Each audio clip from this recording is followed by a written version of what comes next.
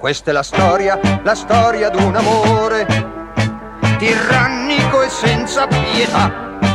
Mi chiamo Arturo, lei si chiama Gertrude. Vorrei poter descriverla, ma non è né grassa né magra né bruna né bionda né brutta né bella, perché cambia sempre nel vestire, cambia parrucca, cambia parere, cambia persino personalità, e io la cerco e non so dove sta.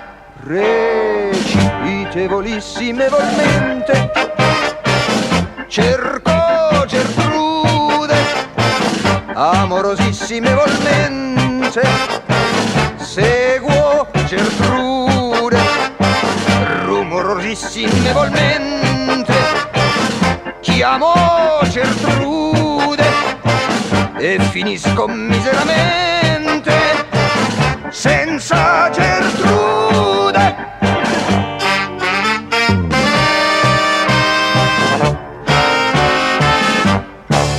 Dove è nascosto il mio vestito grigio, soltanto Gertrude lo sa. Se cerco i guanti, le chiavi o la cravatta, devo chiedere a Gertrude, ma non è né in casa né in giro né in bagno né in chiesa né in cuore neppure in città, e non so mai dove è andata, ad Acapulco, a Macerata, dalla sua sarta o dalla sua mamma, e io la cerco e non so dove sta.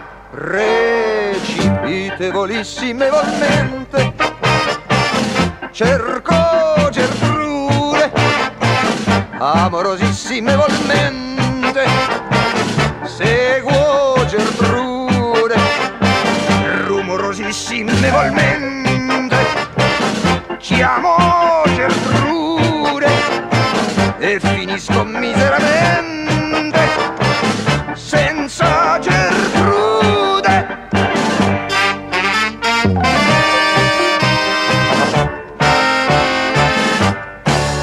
È triste amare in queste condizioni, ma l'amore è cieco, si sa. Amo Gertrude, però vorrei sapere come, quando e con chi se ne va. Non è con Mario, con Gigi, con Giorgio, con Pippo, con Luigi né con Nicolò. Forse è andata dal dottore, dal farmacista o dal droghiere, dall'arcivescovo, dal podestà, e io la cerco e non so dove sta.